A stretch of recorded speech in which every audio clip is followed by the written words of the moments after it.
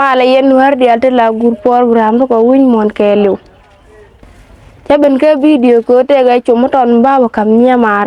yen nya mar te lan war de te win mon ke liu le nga jaw don ne me men baba chum ye kwi kwen ata me riu nye tu wan ti ke la me kwen wi din ata me di ga de tien nen hun wal di run wal bakel di ke nen ta ga duri kien la men na mo chi ra mu go le ma ye ke la da ne klem nyam kana ko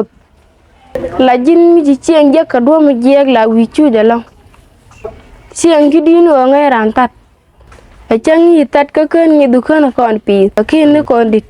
bu jeng ni piem kana kwet go ra ngai ngwan mi rong ke nyam a ka ran kon cham ma do dien nyam ken gar chi wuni jala gwi la ran nyam ken gar chi wuni jala lut karun de wal nyam kon gar lop ke je long e wun dung ni o ta me lop ke ne nyam ta ke pen ka de la ran u te lo nyam go ka yu jagran ko ba go ka yu je ka ke pen mu yi kila do ngo ko gor chen ma ne chieng mo bro do barten mi chuo tie ji ru nye ti tiene dial den cha ku na ta ma pan di ru den jak par ken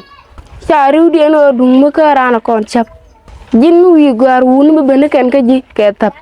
kan dol dial tin ba ka ji charne kan ken ji bur ken o yer ken te du man tan nyam cher ga ku chi mor ken ku te ga du a ta la ram no gi o de te du yar ma do dien chu jal kel ga nyer ti je ko kon nyer no ko no bu ko ro dan wa malong ata me ru nyet tungwan top ko ro dien hun dit ko ba ko moy ka yow jin yer ne te du chang chang ji je ga long do run chu ro du to bran ne me jen chumen baba kam ye ni jin yow ka program da di pe da di ye polo ban le je ga chang do dien bye bye ni jame be kamutap in twalke jawtu karewa dum de